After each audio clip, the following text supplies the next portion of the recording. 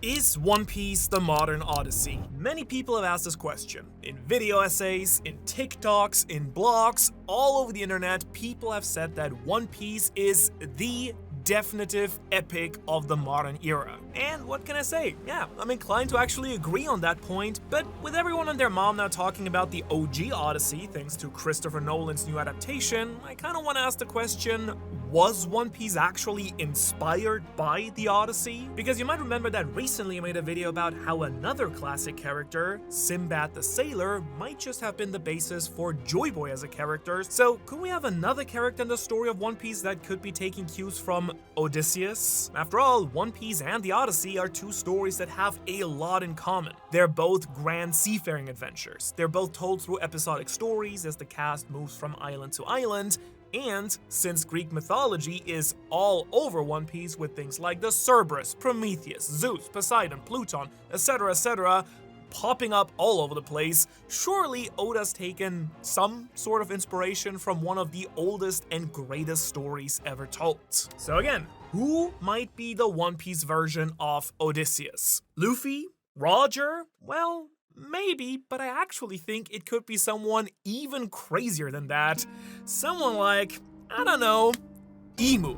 Okay, buddy, I know you're thinking I'm nutty here. We're taking one of the greatest heroes of all of literature and then saying that his parallel in One Piece is the ultimate villain guy, the literal devil who rules the world government. Like, come on. In what way could he possibly be like my big biceps king Odysseus? It's not gonna be a one-to-one comparison, obviously, but let me just cook for a minute here and I think that you'll see what I'm getting at. Because when Oda pulls from his influences, he's very rarely just, plugging them in as is. That'd be kind of boring. No. Instead, what he does is take bits and pieces from all kinds of classic literature and kind of remixes them to make a story that's uniquely its own. I guess what I'm saying is that Emu isn't gonna necessarily be the Matt Damon that we all know and love. Instead, I think that Emu is what happens when an Odyssey goes horribly, horribly wrong. Oh my god! Sorry, but I'm just incredibly excited to say that this video is sponsored by none other than the JoJo's Bizarre Adventure Golden Spirit, which has officially launched worldwide on August 13th. Nice! Golden Spirit is the first globally released JoJo mobile game, bringing characters from parts 1 through 6 together into one giant cross-generation RPG. Our main man Jonathan from Phantom Blood, Joseph and Caesar in Battle Tendency, Jotaro and the Stardust Crusaders, all the way to his daughter Joel and Kujo in Stone Ocean. And because the game has launched super fresh this week, there are some awesome launch celebrations and events and some exclusive rewards. There's, for example, a SSR Jotaro Kujo special summer event that's right now available. There are some special character story events following Jotaro, like his journey in JoJo's Bizarre Adventure Stardust Crusaders, and you can also complete some login events and limited time activities to obtain some other valuable rewards just now that are super exclusive. Now, as you can see, Golden Spirit took its time and effort recreating the character's signature poses and stand powers in the game with abilities and moments pulled from across parts 1 through 6, and because you're building your own team, the combinations are endless. Dio and Giorno? I'm here for the Brondos. Old Man Joseph and Caesar? Get the run back against those pillar men. The game is available right now on both iOS and Android, so use the link below to download JoJo's Bizarre Adventure Golden Spirit on iOS or Android. Now, if you'll excuse me, I think there's an enemy stand user right near that I need to take down with the help of my gangsters. Back to the video Manu now. And to really see what I mean with this, we can't start at the Odyssey because the Odyssey turns out is the sequel, and we've got to go to book 1 first. To the Iliad. Fun fact, I actually had ancient Greek in high school, and I still remember the beginning of the Odyssey in ancient Greek, even though there's nothing else I still remember in ancient Greek, but Andra moi enepemusa, because while characters like Achilles take center stage in the Iliad, Odysseus is hugely important to the story as well as the events preceding and following it. There is no Odyssey without the Iliad and the War of Troy, and in a way, there is no Iliad without Odysseus. And so since it may have been a couple of years since your high school literature class, or it's been a while since you watched Brad Pitt cutting it up in Troy, also a great movie, let me quickly refresh you here. Basically, there's this old ancient Greek poet named Homer, probably related to the guy from The Simpsons, and the two epic poems, the Iliad and the Odyssey, are both attributed to him. Now, the Iliad tells the story of the Trojan War, while the Odyssey follows one man's journey specifically home from that war. And guys, I don't know what to tell you, I'm like 97% sure that the eventual Void Century flashback is gonna feature a very Iliad-like situation, because One Piece has already had not one, but 2 Iliads in it already. Now, what do I mean by an Iliad-like situation? Well, it turns out that in the Troy story, not Troy Story 2 or 3, the most beautiful woman in the world, Helen, is married to the king of Sparta, Menelaus. But then, Paris, the Prince of Troy, visits Sparta and takes Helen back with him, and in some variations it's like kidnapping, and others it's just because Helen falls deeply in love with him. This bit actually doesn't happen in the Iliad at all, it's kind of like the setup to it. Anyway, the king of Sparta wants the most beautiful woman in the world, his wife, back, and Menelaus' big bro Agamemnon really wanted an excuse anyways to go to war with Troy. And as luck would have it, a whole bunch of kings had already sworn an oath to defend Helen and her chosen husband. You will kind of see the One Piece parallels, I'm not gonna point them out right now, we're gonna get to them later, but you know, they're here, so pay attention. So basically as a result, every king in Greece had now no other choice but to rally behind Agamemnon, the Aura farmer, and head into war against the heavily fortified city of Troy, a war that would last 10 years. Y'all, what can I say? I said it back then, and I'm gonna say it again, God Valley is an Iliad. You had the world's most beautiful woman, the absolute babe Shaki, kidnapped, and then a ton of the world's most significant factions and strongest people, the Celestial Dragons, the Marines, the Raj and Rox pirate crews, they all showed up to fight over that one woman. But you'll remember that I said that One Piece has had 2 Iliads, so where's my other Iliad? Well, that one is Marineford. Ace, I think, was the Helen of Troy that Whitebeard, his allied crews, and Luffy fought to rescue from the people who had taken him. Again, just remember that Oda really loves upcycling and remixing the same kind of plot structures in the pre- and post-timeskip saga. Like right now in Elbaf, it's kind of playing out like a newer version of Sabaody Archipelago, and Dressrosa was like Alabasta if Crocodile had already achieved all his goals. You get it, right? So I don't really think that we've seen the end of this setup in the series yet. In fact, with just how important of a flashback God Valley was, I kind of think that it was actually trying to give us some more hints for how things went down in an even bigger conflict, that of the Void Century. And I've already said this in the past, but who do I think was probably at the center of that very conflict?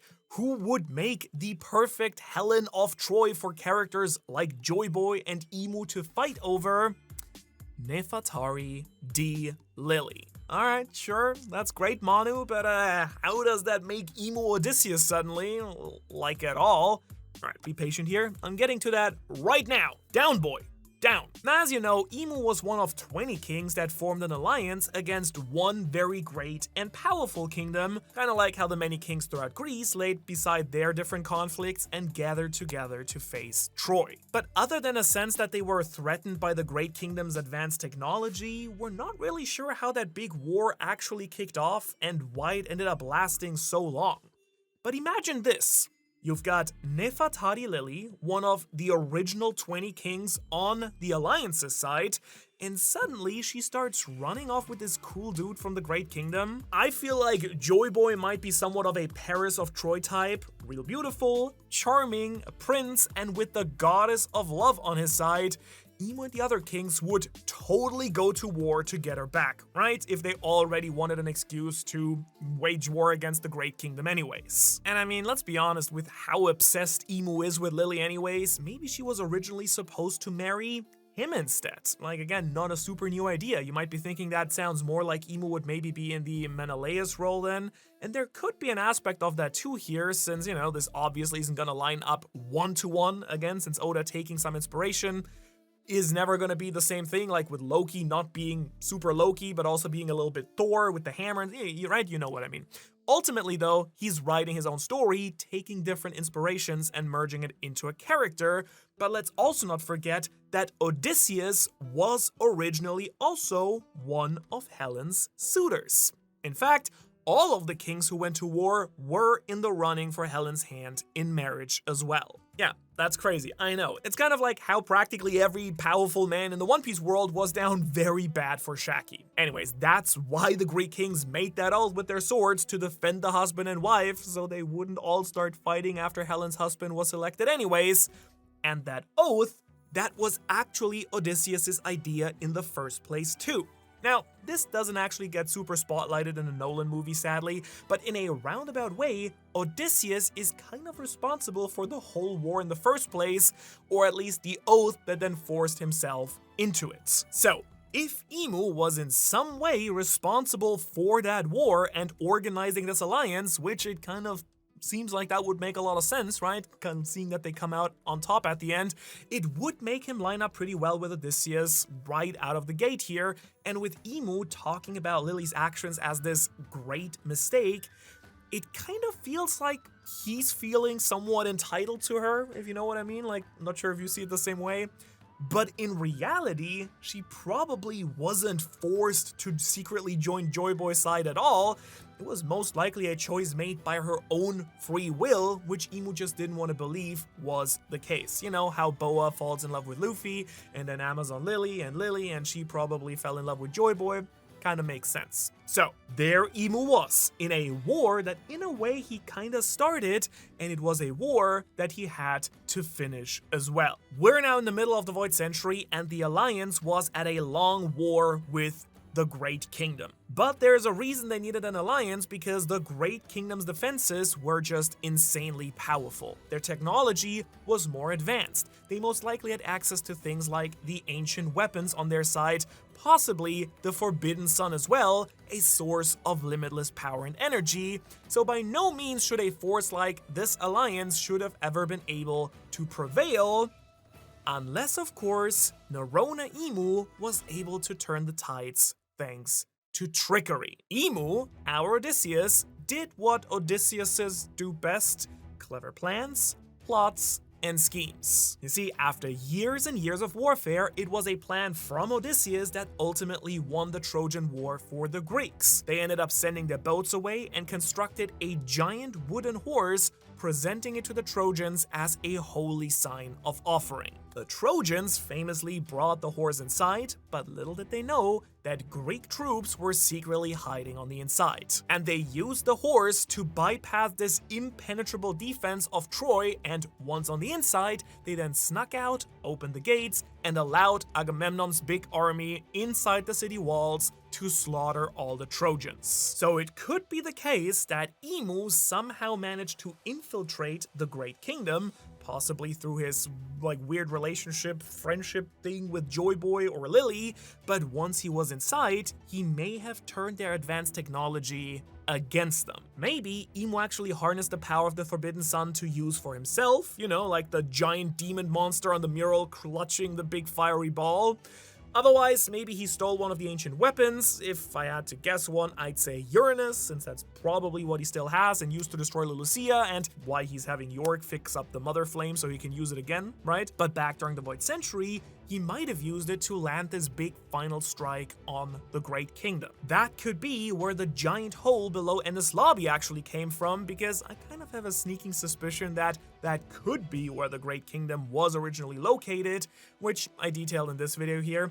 But thematically, this works as well, especially if we're looking at which themes of the Odyssey Nolan's new version actually emphasized, because in the movie, Odysseus grapples with the regret over breaking Zeus's law, which is referring to the ancient Greek concept of xenia, a moral directive commanding hospitality towards foreigners and guests. Because let's be honest, he basically preyed upon this very concept to take advantage of the Trojans, and in doing so, fractured the very law that their society depended on. It spelled the downfall of their entire civilization. It reshaped the entire world, and in the same way, Imu and the 20 Kings destroyed the established order of the Great Kingdom and built a new world order in its place, the world government, with the celestial dragons reigning from atop the Red Line after probably breaking some sort of taboo. Again, Forbidden Sun, all these shenanigans. Killing the sun, you get it, like the Harley text kind of puts it in this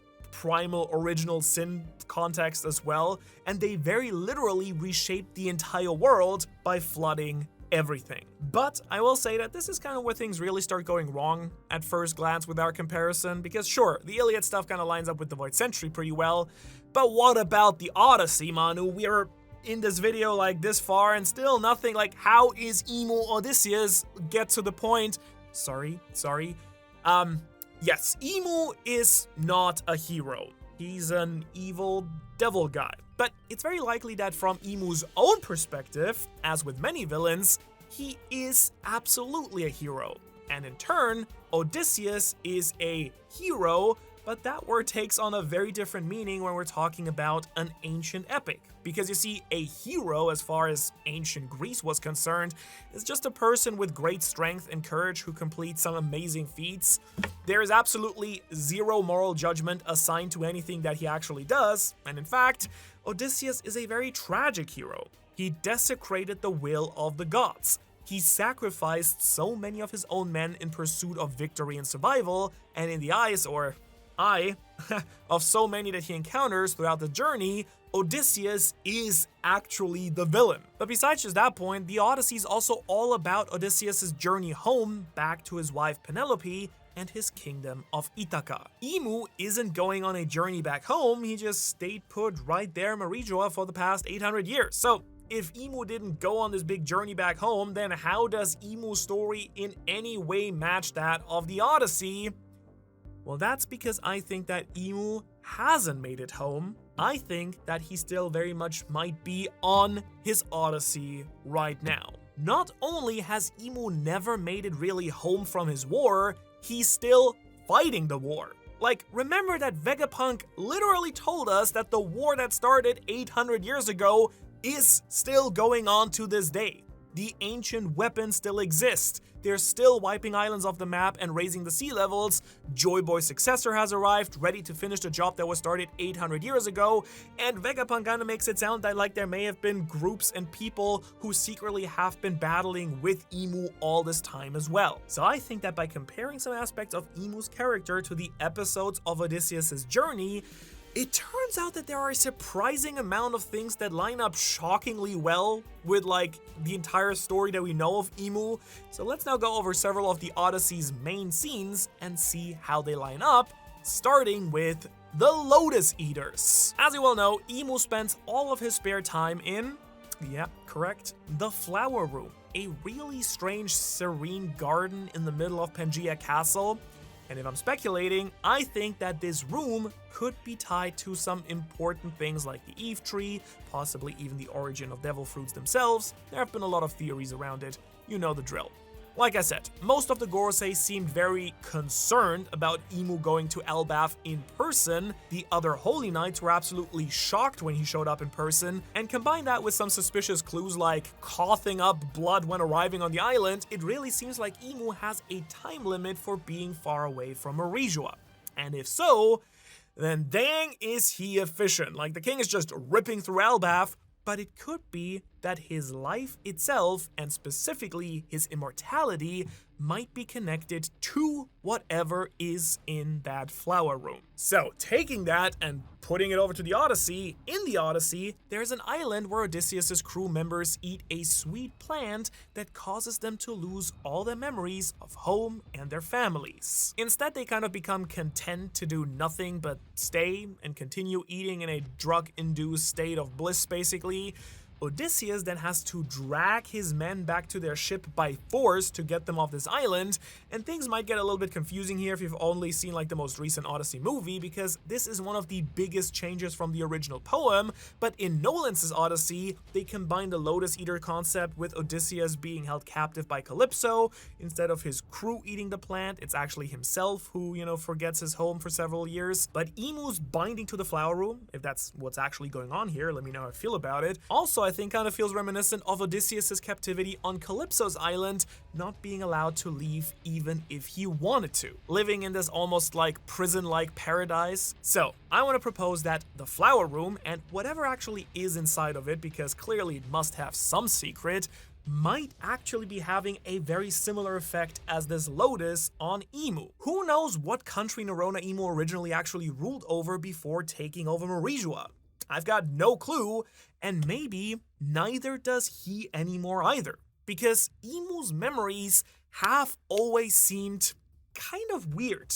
Probably know what I'm talking about. Like, When he shows up on Elbaf, he demands to know who the king is, even though he should absolutely know that King Harald died while he was literally connected to Emu through one of the covenants. And very similarly, he always seems to like conflate present-day characters and their past counterparts sometimes. Sometimes it's Nika, sometimes it's Joy Boy, sometimes it's Luffy. They're at times completely interchangeable. Loki and Nidhogg, right? He's referencing people no one alive knows about, like Dozan, but kind of pretends like everyone should know who they are. By the way, I'm gonna find out about you, Dozan, whoever or whatever you are, but I digress.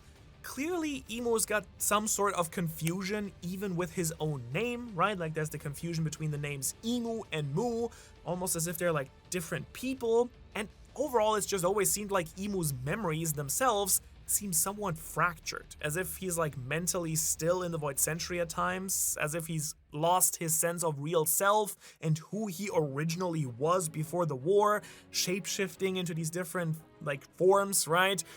Could it even be the case that along with trying to erase the truth of the Void Century, Emu actually also erased the truth of his own past, even to himself? And this would actually very well mirror Odysseus in Nolan's Odyssey, trapped on Calypso's island, having forgotten his home and family. Emu's powers and the monsters of the One Piece world also kind of feel like they have some like strong parallels to different portions of the Odyssey, of course. The Devil's Fruit and Emu's abyssal magic, for example, really remind me of the Cimmerian ritual. Basically, in order to get some instructions to make his way home, Odysseus travels to a land of perpetual mist and darkness, a place where the dawn never arrives, and Emu's whole thing seems to be like it's preventing the coming dawn that Joy Boy's faction wants to bring. Also, Florian Triangle stuff, right? Now, Emu's powers are of course directly connected to darkness and the abyss, and he's at odds with the Sun God. Now, in this dark place called Cimmeria, Odysseus actually commits a ritual to communicate with the dead, just like Emu tapping into this dark abyssal dimension thing. And one thing I've kind of been wondering lately is whether the abyss is kind of like the One Piece equivalent to Hell or the Underworld, and if so, then this connection gets even stronger, I think. Odysseus summons the blind prophet Tiresias, who guides him through prophecy. He tells Odysseus exactly how things are going to go down from there, in much the same way that Emu seems to be guided by prophecy too, right? Like, he's talking to Luffy as if he knew that he would be the next Joy Boy, even though he doesn't think that Luffy stacks up quite yet. He also mentioned how Elbaf will fall because of their children, just like they did in the past. And all his comments kind of seem to suggest that history is repeating itself in a way, like he kind of knows how things are going to play out already, like he knows about some prophecy that clearly seems to exist in One Piece anyways, with Joy Boy's like whole I'm gonna come back and the Sun God's come back, like all the prophecy stuff, right? Joy Boy's words that were sent to Roger also seem to hint at a larger prophecy of the coming dawn, as does the Harley text, of course, and these important figures from One Piece's past seem to very much know what's going to happen already and feel as though they're locked into that fate, just like when Odysseus is told that his entire crew will die and that he's powerless to stop it as much as he will try. Oh, and also, what about that witch who guided Odysseus to Cimmeria in the first place? Circe, the woman who turns his crewmates into pigs. Well, One Piece has no shortage of people turning into animals. I mean, zone fruits exist, but I do also think we can even get a little bit more direct with this here. On one hand, the Gorosei, Emu's crew, so to speak, all have these terrifying yokai forms, which strangely have not been confirmed yet to actually be devil fruit powers. That's the most likely explanation, of course, but we still haven't gotten any fruit names for any of them, so Emu's forces may have been just cursed to turn into monsters in some similar fashion. On the other hand, Emu might be the one doing the cursing, of course. I've kind of been curious for a long time whether Zanisha was always actually this giant elephant. Like, was the punishment for his great crime not only to walk the ocean forever, but also just to straight up be turned into this giant elephant? Was he formerly a human ally of Joy Boy who was then cursed to become this giant monster? The same could be true of Emeth, who may have had his soul inserted into this iron giant thing. And I've also been speculating that the very mysterious owl Biblo that just casually saved the entire library of Ohara could also have been a former human. Again, very suspicious, since his owl form isn't from a devil fruit. yet he seems to know much more than he's letting on and is very clearly, at the very least, on human level intelligence. So is he actually also a human who was at some point transformed into an owl somehow? Also, Imu talks to Ragnir and like about Ratatoskr as if that was like a person at some point. So if these were all Joy Boy's former crewmates, Imu or one of his allies might have actually cursed them into their current forms as a punishment for siding with the joyest of boyest. Then of course there are Charybdis and Scylla, the sea monsters. Charybdis, who dwells at the bottom of a massive whirlpool, do we have one like that in One Piece? We do. And Scylla, who hides on the opposite side of a narrow channel from Charybdis. But one detail that Nolan's movie actually didn't get into was that in many variations of the myth, Scylla wasn't always a monster. Turns out that she was actually originally this beautiful sea nymph who was transformed into her monstrous form by Circe herself. And for a while, of course, I've also been wondering if that might be the case for One Piece's terrifying sea monsters as well. You know, since the Sea Kings are these highly intelligent beings and seem to know a whole bunch about the Void Century and the prophecy of what's to come and Joy Boy and are just like very human-like, I've been very curious for a while about whether they might have been originally people as well. Perhaps they were also members of this great kingdom who were then turned into monsters by Imu's forces. In any case, there are a lot of options here for people being transformed into monsters in One Piece and how it would parallel Circe's character and her skill for transformation magic, particularly as a form of punishment. I could actually kind of see a setup in which Imu, having just claimed victory, says, "You people of the Great Kingdom have struck terror into the rest of the world's oceans for all this time. Now you can keep on doing the same thing," and bam, turning them into Sea Kings as a form of divine, ironic punishment. And yeah, that would also kind of give Imu like a Circe role, so could be that it wasn't Imu, but another one of the 20 Kings, or he could just be, again, filling multiple roles here, since once again, Oda loves remixing more than just one character from myth into another one. Again, look at Loki, look at Shanks. It's multiple characters, some good, some bad, mixed into one. And I mean, something like this could even be what gave rise to the unique races of the One Piece world, like the fishmen, the minks, the giants. Also, since we're on the topic of the giants, Imu continually wants to bring Elbaf under his thumb, right? However, after Harold's death, he said that, "Remember, Elbaf is D," as though the giants of Elbaf are inherently at odds against him. Now, you of course know that Odysseus also fought against giants, the Lestrygonians.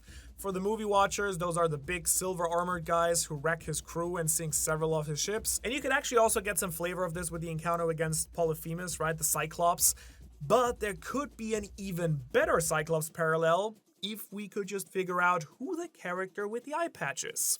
In case you aren't familiar with this little mystery, Oda typically avoids some very stereotypical pirate imagery like, the peg legs and eye patches in the series, but he has also stated that he's been saving the eye patch and some of these other traits, like the parrot theory, or the wooden leg, for specific characters in the future. And if it happens to be Joy Boy in the Void Century flashback who has an eye patch, that would make Imu's most famous opponent a Cyclops, a one-eyed guy, technically. Kind of. In the same way that the Coen brothers' loose adaptation of the Odyssey, "Oh Brother, Where Art Thou?" represented the Cyclops with John Goodman wearing an eye patch, right? Or alternatively, maybe the war god of Elbaf from back in the day wore an eye patch, which could make him a parallel to the Norse god Odin, and he also had been the giant with one eye. Like two birds with one stone. But that's of course not the only thing I could see here. The Cyclops, Odysseus' first major monster encounter, could also be a parallel for an enemy even older than Joy Boy.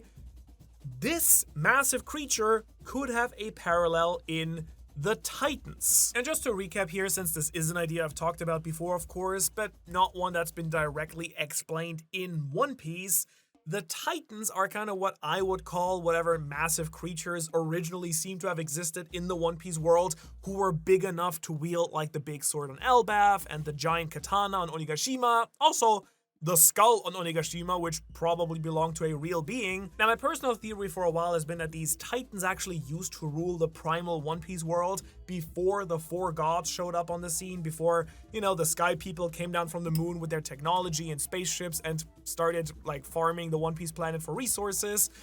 In fact, that's why I would call them titans, because in Greek mythology, the gods, the current gods, defeated the titans, previous gods and rulers, and thus became the new gods. But honestly, whether these titans have a parallel in the Odyssey or not, the gods absolutely do. In the movie, we do see visions of Athena popping up, but in the original poem, the Greek gods and goddesses are actually major players in that story. Gods like Zeus, Poseidon, Hermes, and many more show up and play super active roles, intervening in the story directly in person. Specifically, the sea god, Poseidon, curses Odysseus, which is why it takes him so long to sail back to his home country in the first place.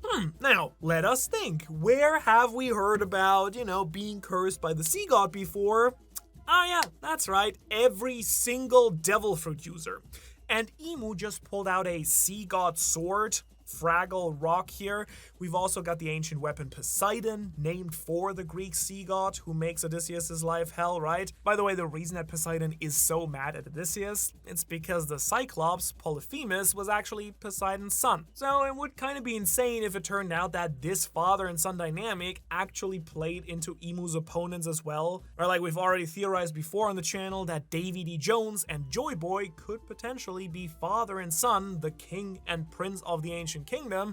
So what if Davy ends up being the sea god and then Joy Boy shows up with the eye patch, and then things would start lining up like crazy, honestly. Either way, the Odyssey also sees Odysseus' crew contending with a sun god when they slaughter Helios' herd of sacred cattle, to be specific. While Odysseus is on his seafaring adventure, dealing with human-scale drama, it's set against a backdrop of clashes between the gods themselves as well. Now this very much feels like it mirrors One Piece 2, right? Where we saw clashes between pirates, only to later find out that this war was actually a battle between gods. Luffy is the next incarnation of the sun god Nika, and Imu is likely representing one of those four gods as well, though I'm not positive which one that would be yet.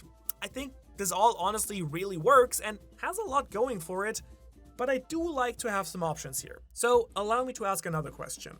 Is there anyone else who could actually fit this same Odysseus role? Because just to be completely transparent with you here, when I first set out to make this video comparing One Piece to the Odyssey, my original idea was to see how Luffy's journey actually compared, which was just the most obvious option, right? So I looked at all the different arcs of the story side by side with Odysseus' adventure.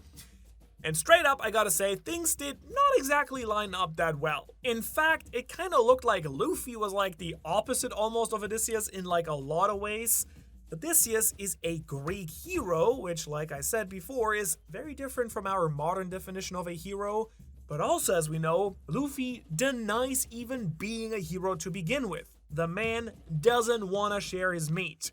Meanwhile, Imu thinks himself to be a god. Odysseus is known for being very clever and scheming.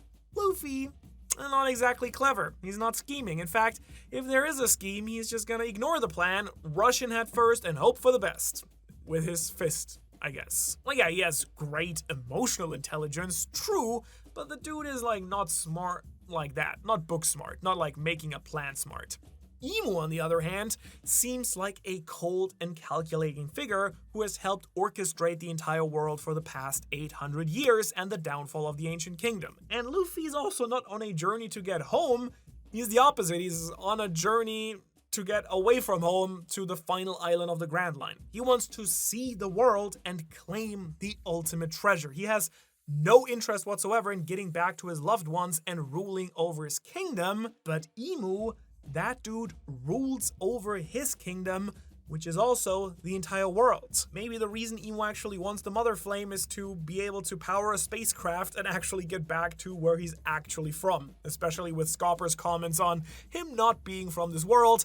but that's another theory, which is actually coming soon. Anyways, little teaser. And it also seems like Imu somehow is tied to Morijo, as we mentioned, right? It's not that he wants to go home. He literally seems to not be able to leave his home, at least not without coughing up a bunch of blood and having the Gorosei freak out about it. But as much as Luffy doesn't match up with Odysseus in my personal opinion, I do think there is one other character that might do, but admittedly we also don't know too much about him yet.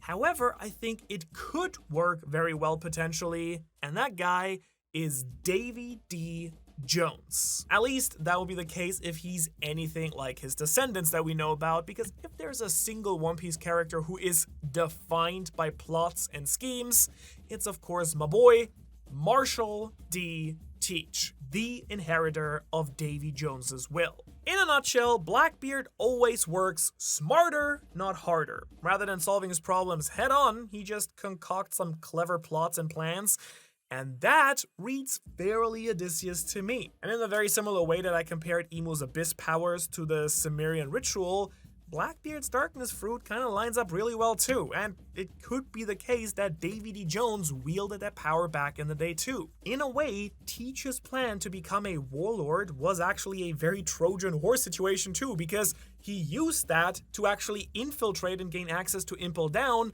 and recruit the rest of his own crew and to ascend to the height of an emperor, getting access to Whitebeard's devil fruit. And his current plan to be accepted as a member of a nation of the world government also kind of seems like it's part of a larger plan to claim the empty throne for himself. So could his ancestor, Davy Jones, have actually been the Odysseus of the Void Century? He's a king that Imu claims is not a king, one who's absent from his kingdom. We have no idea what actually happened to Davy after he was considered the king of the world, if he was the king of the world, but disappeared after the Great War of the Void Century.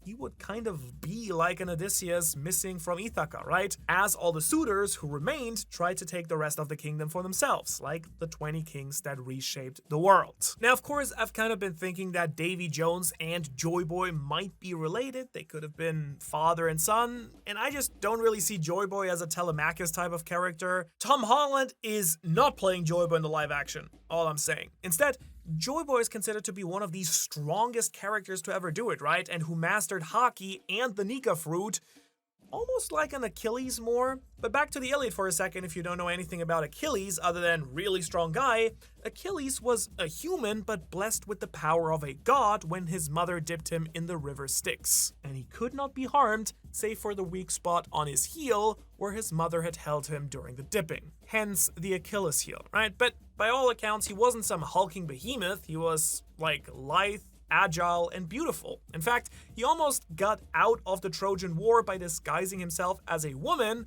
and it was the clever Odysseus who actually saw through the entire ruse again. And in the same way, Luffy and Joy Boy in his day also had the power of a god, the sun god Nika, and at least based on Joy Boy's silhouettes and the fact that he looks a lot like Luffy, both of them are pretty small, at least when you compare them with huge opponents like Kaido and Loki. And the reason that Achilles' mom really didn't want him to fight in the war was that he was destined to die a glorious death and to go down in history remembered forever. Now, Joy Boy, I kind of feel like fits that exact mold. His story is preserved in the poneglyphs for all time. His return has been foretold.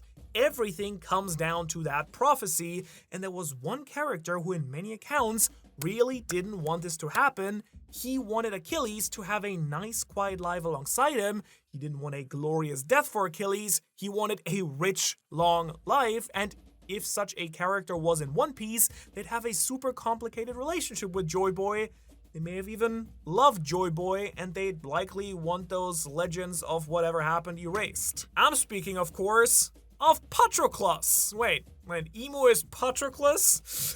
Fire up the fanfiction.net, boys. We've got some yaoi to write today.